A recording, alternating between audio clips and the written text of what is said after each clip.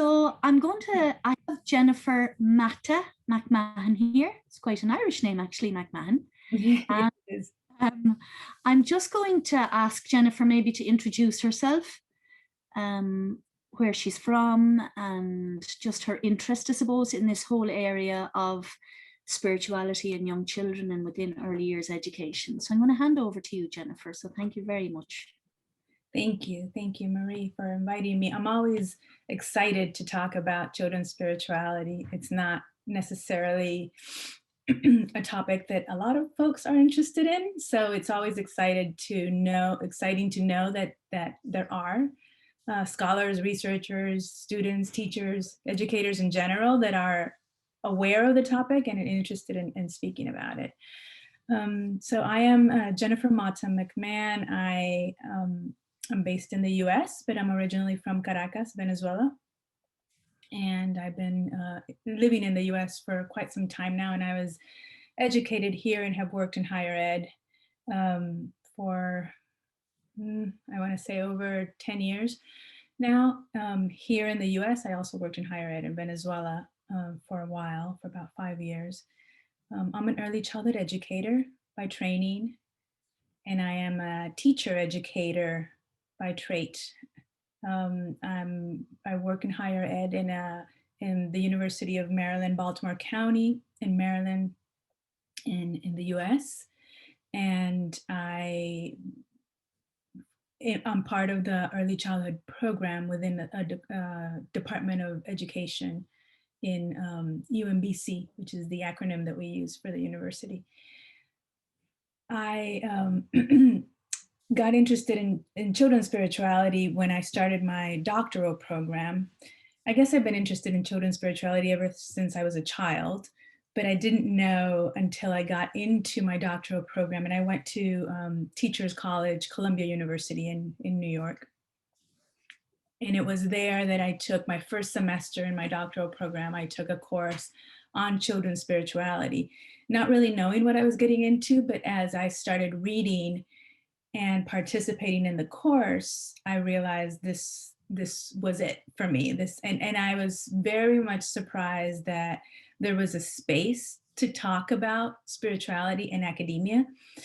And so I kind of ran with it. I talked to my advisor, and she okayed it, and I dedicated everything I did in my doctoral studies to learn about children's spirituality, and every paper, every assignment I had was on it until I culminated my project in my dissertation. And my book, the first book, I have it here because I thought I pulled it out because I wanted to refresh the definition that I have there for it. The one I have. Yeah, so that book is sort of a compilation of everything that I sort of gathered through my doctoral studies, but it's also a reflection of my dissertation work, which was the study of 4 kindergartners. Yeah. So yeah, that's sort of my background in terms of how I got into it. Okay.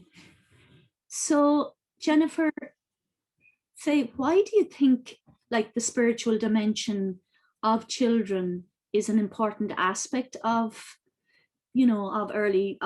within the early educational context? Right. Bringing it to the child and the early childhood context, educational context. Right. I think that it's an important question, because if we look at early childhood, at least in the US, and I think in the UK and in abroad, I'm sure in Ireland is similar. We look at children from a developmentalist perspective, right? So we look at areas of development, and we look at cognitive and social emotional and language and literacy and physical development. But we don't necessarily talk about the spiritual domain. At least in the US, it's not something that's part of the developmentalists' perspective and the texts that as teachers in preparation read. The way I view spirituality is overarching. So I see it as sort of an umbrella term under which all of the different development domains might fall, meaning that it trickles down into everything that we do, the way we think, if we're looking at the cognitive domain, the way that we relate to others, the way that we feel and understand ourselves, if we're looking at the social and emotional domain, the way we express ourselves and communicate. So it trickles into everything. And so to me, not to acknowledge that is to do a disservice to the child. That we're working with children and we're trying to help them support their development and nurture them in many ways. And to not to acknowledge that there's a spiritual component to themselves. And I would go beyond and say that there's a soul element to who they are as a human being. Is to negate their essence. And yes, we can definitely focus on cognitive development and literacy development, which in the US are the main foci of education. But without acknowledging the spiritual component, we are sort of bypassing a crucial element of who children are that could potentially ease the development of all the other areas. Okay. So looking at children holistically, I think is a better understanding of who they are and what we are as adults working with them are capable of doing to support their development. Okay. And Jennifer, I suppose within an Irish context, even the students now, the fourth year students that have chosen to do this module as an elective on their final year, they would be very aware, I suppose, of policy documents here in Ireland and our practice documents that we do acknowledge the whole child perspective and the holistic development of children. It's written in there as an aspect of human development and overall health and well-being. It's in the well-being category. Mm-hmm. Unfortunately, nobody then drills down and says, okay, we have this written here, but okay, we'll just put it in with well-being or moral development or whatever that is. So we do acknowledge, I suppose, the holistic nature of development and it's written in all our policy and practice documents. And even, and I know we're going to share this with the students, but even the very first introduction that we had to this module, when I asked the students about their expectations of what they hope to gain from participating in this module on spirituality of the child, they all, well, the majority of them said they really haven't heard about it in 4 years or really don't know anything about it. Where is it, and how they maybe can nourish it or support it more. So that's an interesting, thinking about it as the overarching and not just as a compartmentalized, which we often look at the other areas of development as more, how can we support the physical? And they're more measurable, I suppose, as well. Whereas this has more, I suppose, to do with the essence, as you say, of the child as well. And Jennifer, just bringing you back to your book, and I know, and I know people go on all the time, like even when you start doing a research project, you have to have a definition of the terms and clear understandings and the whole lot. And we know, I suppose, that within the literature, it's quite obvious that there isn't a shared understanding of what this means within early years education or within any other disciplines as well, which I've no problem with, really.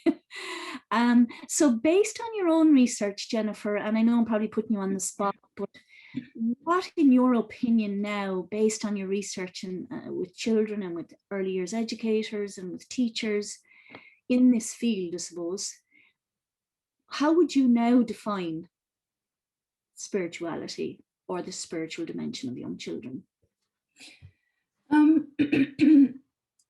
I think my definition came early on, and I agree. There's not a lot of I was going to say there's not a lot of commonality, but there is. I think there is a lot of commonality. There's not a consensus on one definition that everyone follows. Excuse me.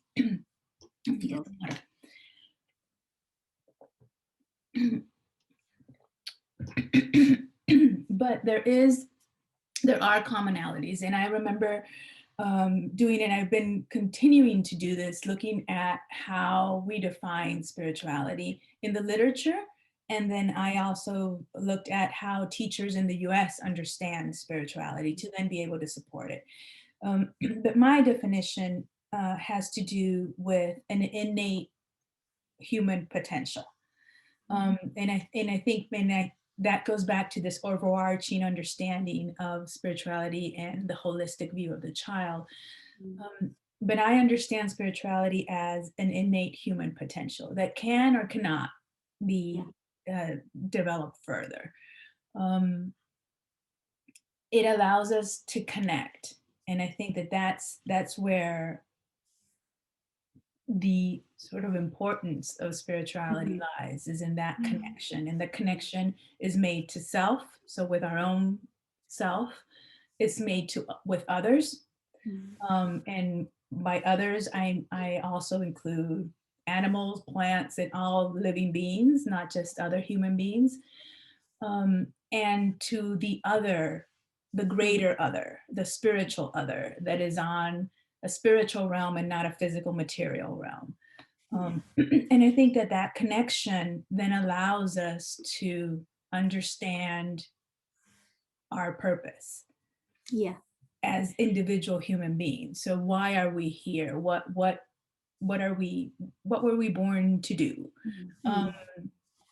and is it and make meaning of that. So understand why we're here, and what are we called to do in this life. And I think that's what spirituality gives us. Now, it seems like a tall order to ask of teachers, okay, well, you need to now Mm. facilitate that for children. Um, because I think that, and especially in the US, we don't have any policy approved that puts this in the hands of of educators as a responsibility. So it's not part of the curriculum. It's not part of the mandates. It's not even part of sort of the national guidelines. We have a National Association for the Education of Young Children, which is the association that sort of guides the profession in the US. And they have guidelines for developmentally appropriate practice. And how does that look like? And how is that enacted in the classroom? um, that they don't include spirituality at all. So we don't have that. And I think in that case, you are much more advanced than us by having that Yeah. in your policy, in your expectations of what education is going to provide for children. Yeah. Um, so it is a tall order, because since we don't have that, and we also have in the US separation of church and state, Mm. um, as a constitutional sort of amendment, and it it prevents us from proselytizing. So it prevents us from trying to sort of indoctrinate in any religious view, but it also alerts us, and this is the part that few people understand of the separation of church and state, is that it also alerts us that we should not inhibit any. So in public settings, as in public schools here, in public education, we should not, as educators, we should not be incentivizing or advocating for any particular religion or in detriment of any other. But we also should not be inhibiting any. So when a child comes to a teacher and asks, is God real? Which is a Yeah. really big unanswerable question that children have a tendency to ask, because why wouldn't you? If you're Mm. hearing about this construct, why wouldn't you ask? And then how do we know? How do we know if it's real or not? Or questions like, what happens after we die? Which comes up frequently because children are exposed to death and dying often, in their pets, in their family members, and it's all around. It's part of the life death cycle. So when children ask these questions, teachers cannot legally say, well, this is the answer and the only answer. But they shouldn't also inhibit that question, right? So, and the common response is, oh, it's math time. We don't talk about that here. Ask your mother, you know. And here and this concentrate, let's go back to the addition that we're doing. Or, Yeah. so it's the common response is to refocus the child on the curriculum, on the content area that's being taught. And there is no content area, there is no space in the curriculum for these questions. So the child is left with no answer, and maybe they'll find the answer at home, maybe they won't. So my proposition is to, if we understand it as this innate potential, and if we as early childhood educators are here to nurture children's potential and help develop it, then why not entertain these questions? And if the separation of church and state clause is not necessarily inhibiting us from opening up the spaces to talk about these things in public settings, then why aren't we allowing for that question to be, and to have a discussion on it, and to see what other children think, and to open up not only the conversation but the possibility of inquiry and investigating this and searching for the answers, and having children come up with their own answer, an answer that satisfies them at whatever level of cognitive development they are at that point in time. And so that's what I propose for teachers to do, is just to open the spaces and open the possibility for those conversations to happen, and for the children to ponder in an open forum about things that have to do with the spiritual domain, and have it not be taboo, have it not be, oh, that's not something we talk about here. And support and nurture that. There's also other things that I think that through the research I've found out that teachers are doing in the classroom. With some colleagues, I'm developing an instrument currently that's it's called the ECE SPC, which is the Early Childhood Educators Spiritual Practices in the Classroom instrument. And it's what it does is it allows teachers to, or what it will do, up until now it's been a survey, and it's allowed us to gather information, just survey the field and to see what teachers are doing in the classroom. But it allows teachers, once they can use it as a self-assessment tool, it allows them to gauge what is it that they're doing to support and nurture children's spirituality, in an intentional or non-intentional way, but just sort of reflect on it. It also allows them to reflect on how they understand spirituality and how that colors everything that they do in the classroom. And then eventually it's going to help them to say, okay, well, if this is what I'm doing, but I want to do a little more, what would that look like? You know, what else could I do? And that's in sort of in the works right now. But from that initial data that we gathered from that survey, we discovered that teachers are facilitating, or at least the small sample that we analyzed from the open-ended questions from that instrument, that they are supporting spirituality in the classroom. And it doesn't necessarily have to be a private school that has that sort of religious connotation to their philosophy. They're doing it in secular settings and public settings. They're doing it in rural settings or in urban settings.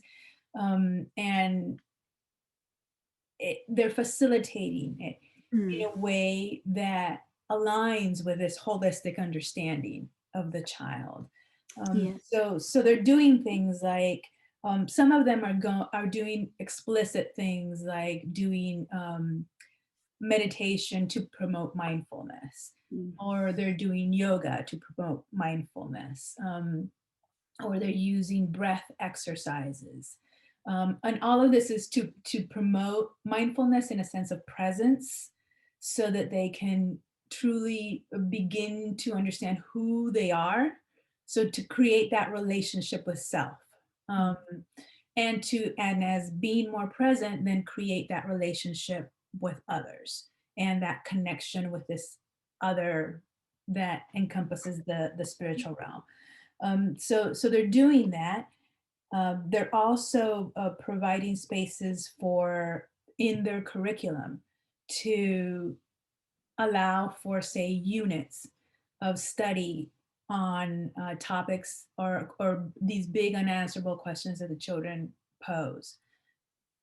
They're also allocating time in their classroom schedule to have quiet time or to have alone time or to have sort of thinking, pondering time. And even if it's a couple minutes, they have that sort of they're beginning to incorporate that.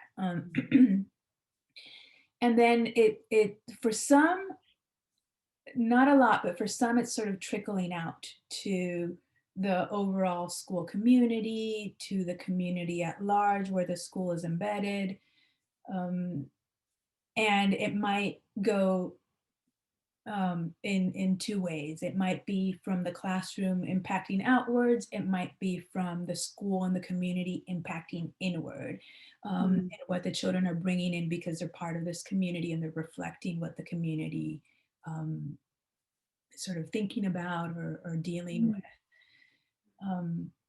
But yeah, I was surprised, happily surprised that teachers are in fact facilitating this, even though it's not a mandate in the US and it's not necessarily part of their curriculum. And Jennifer, do you want to get that? No, Do, it's okay.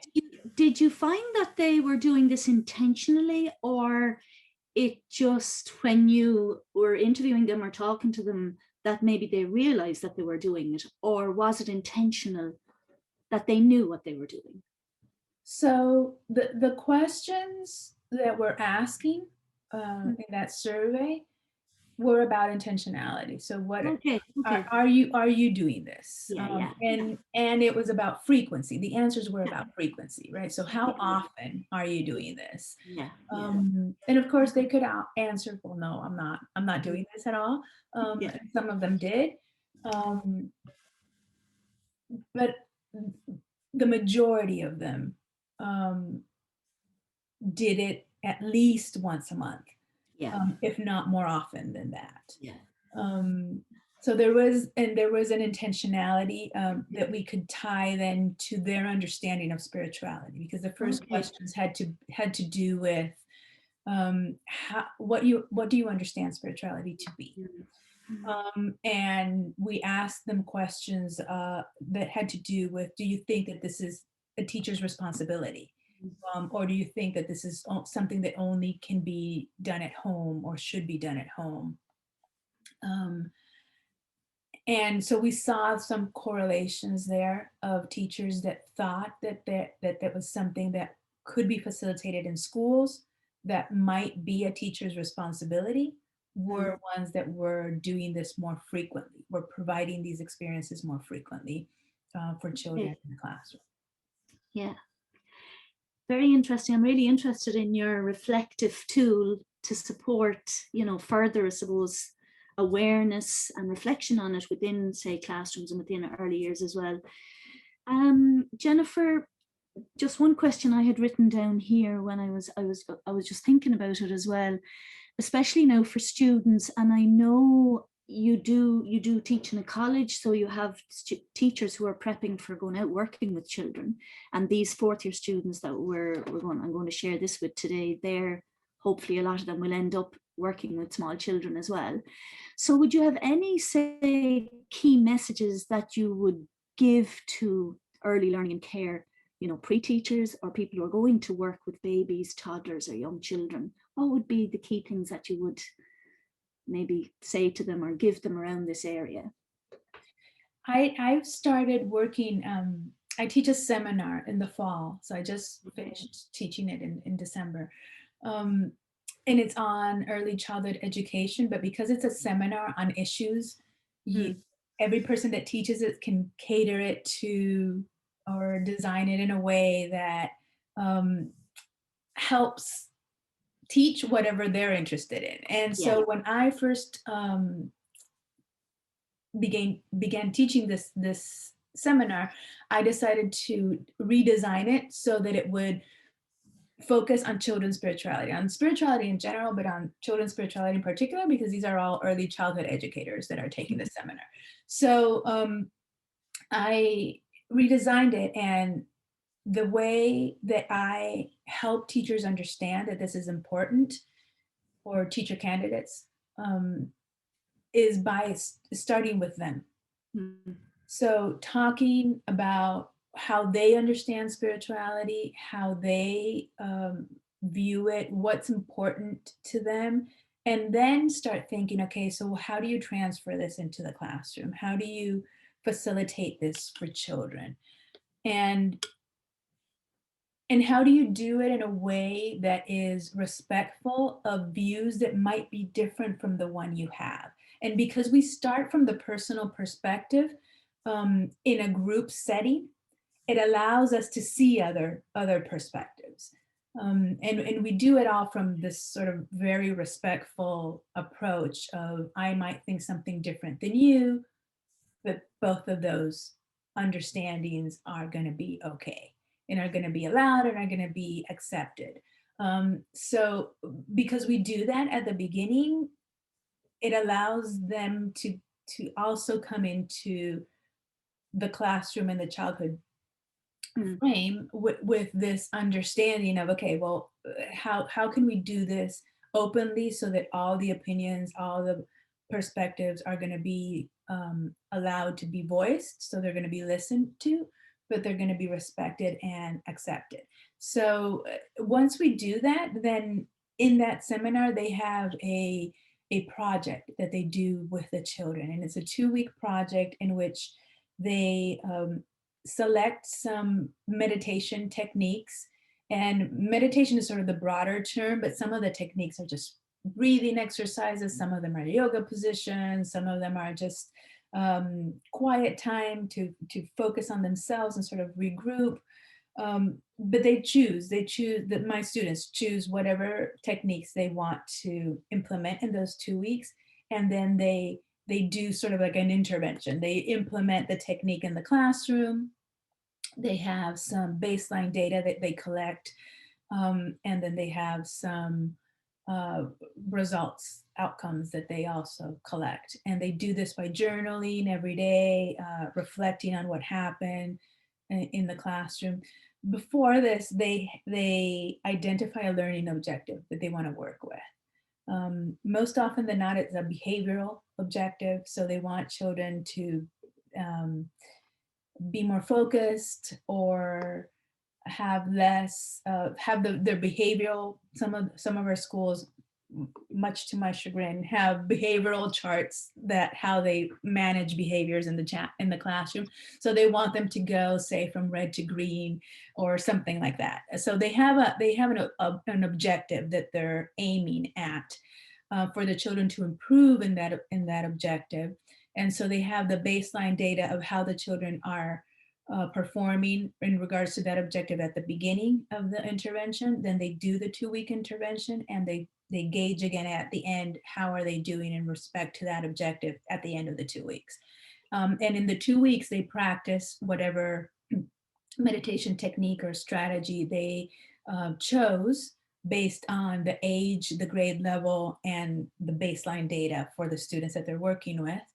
And they implement that strategy for 2 weeks, and they reflect as alongside the implementation. So they're reflecting on a daily basis on what happened, and they reflect immediately after the intervention, immediately after the strategy was implemented, what happened, and did they see any change, and then at the end of the day, and they do that daily.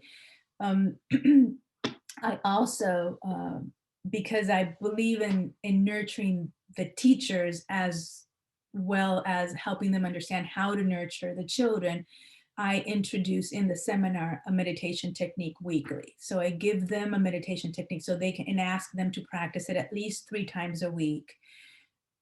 And also reflect on how that is affecting them, if it's affecting them at all. So they also have sort of a journal, a reflective journal where they're writing about the impact it's having on them.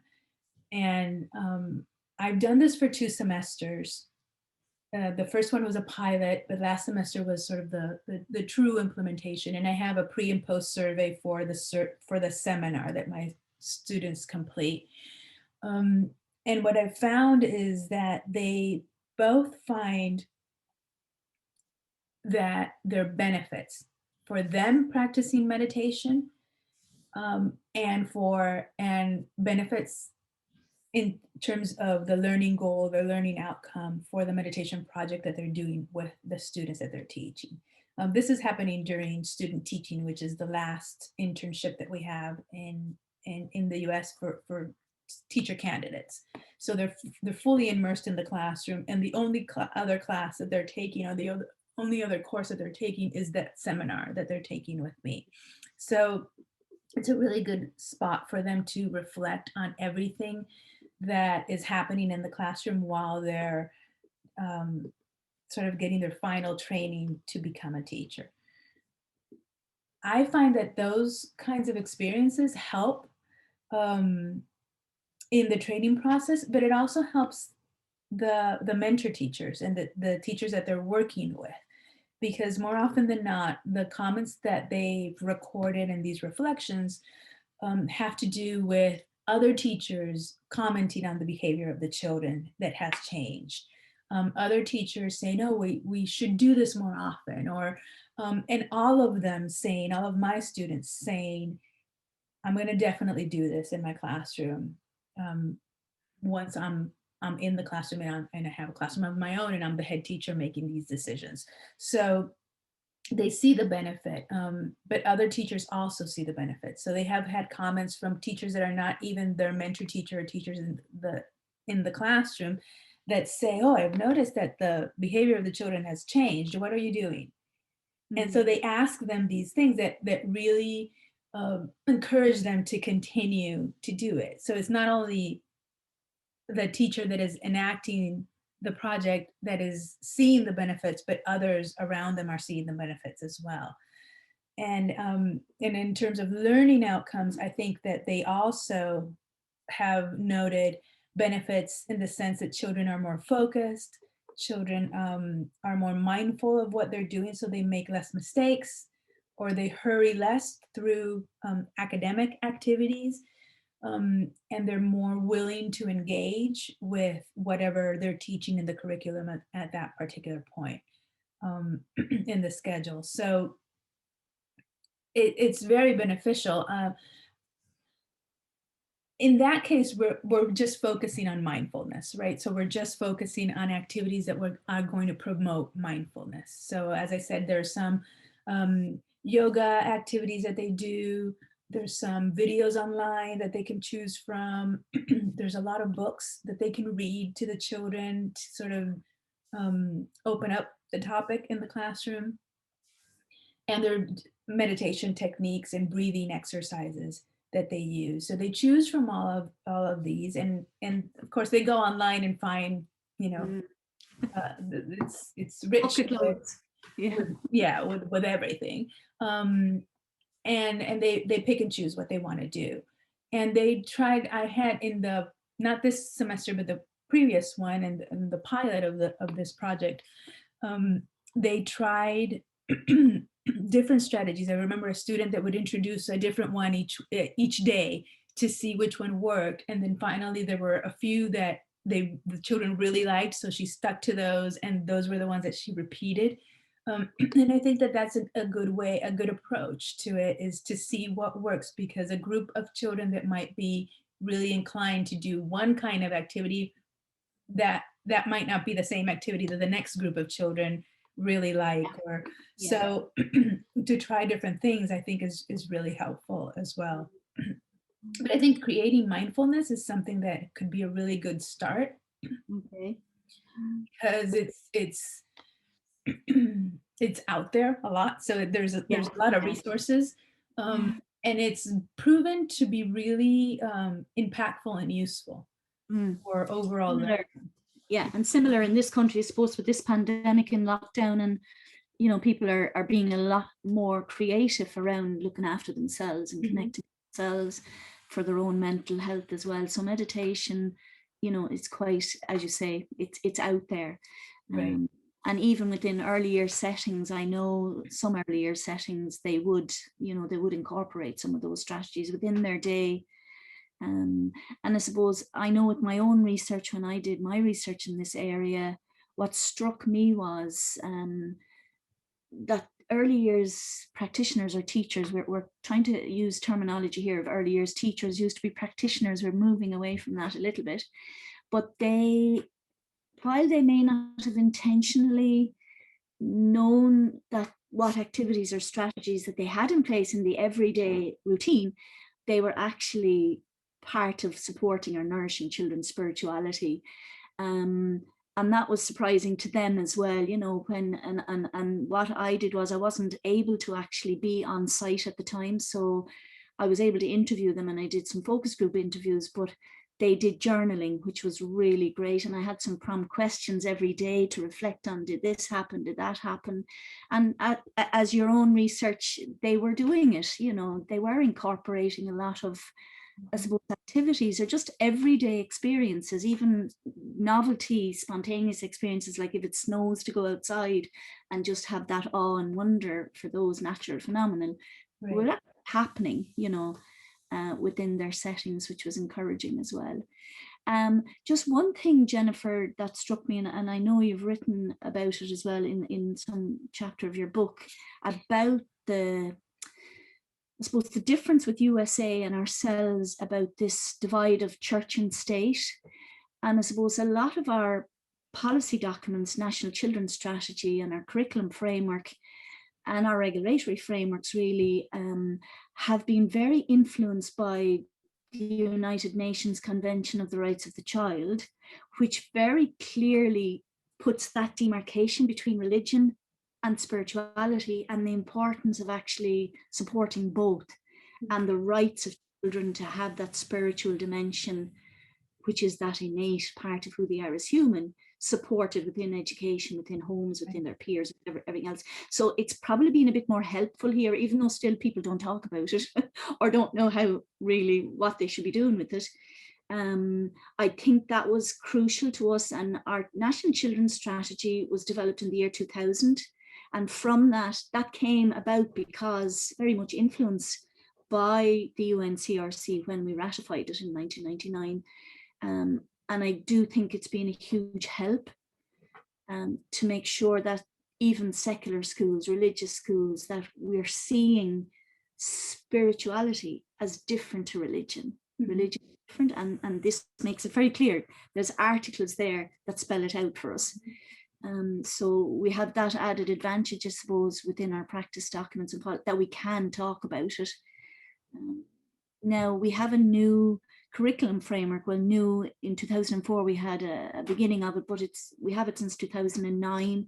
And while it's in there under well-being, when you drill down, there really isn't much more mention of it. Even it's a thematic approach to children's learning, very similar to Tawariki in New Zealand. Kind of a woven, thematic approach with children's well-being, identity and belonging, communicating, exploring and thinking. And it's only mentioned within the well-being one. But really, when you come down into the looking out of it or the implementation of it, there's very little that guidance that's been given to providers about it. Yeah. Right. Yeah. Well, yeah, I think I think that we're making headway and towards understanding the difference, although still every time I tell people, oh, I'm interested in children's spirituality, and when I ask people specifically, what's your spiritual background?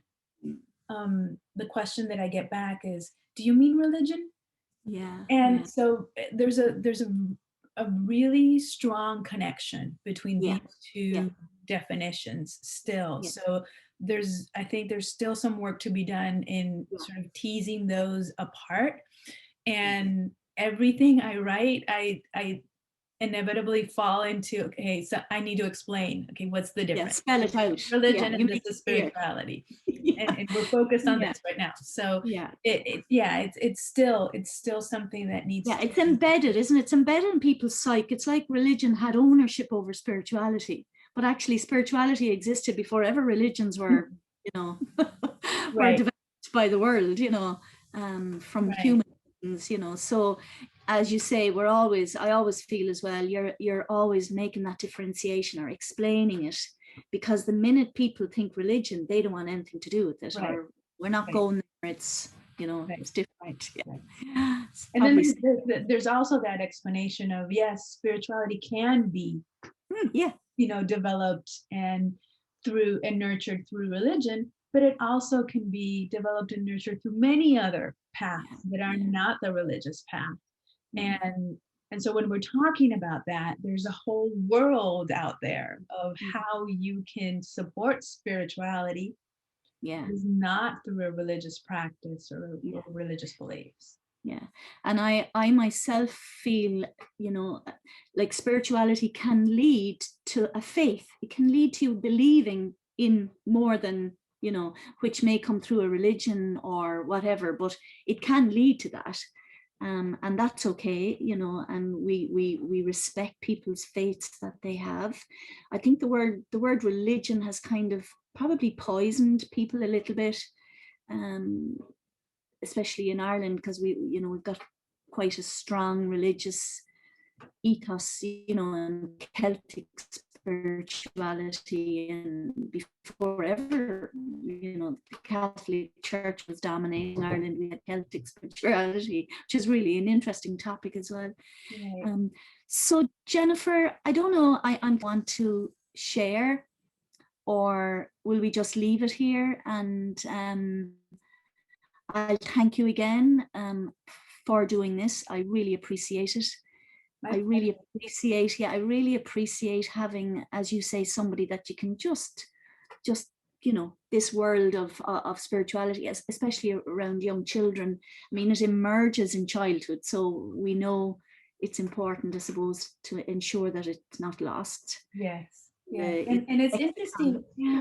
It's interesting that, well, it depends on which culture you're looking at it from. But I remember stumbling upon a research piece from the Ivory Coast, and they were looking at indigenous beliefs of of a particular tribe, and they believed that children were more spiritual than elders because they had just come from the spiritual realm, whereas adults have been in this physical material realm for a longer time, and so distanced or disconnected from it.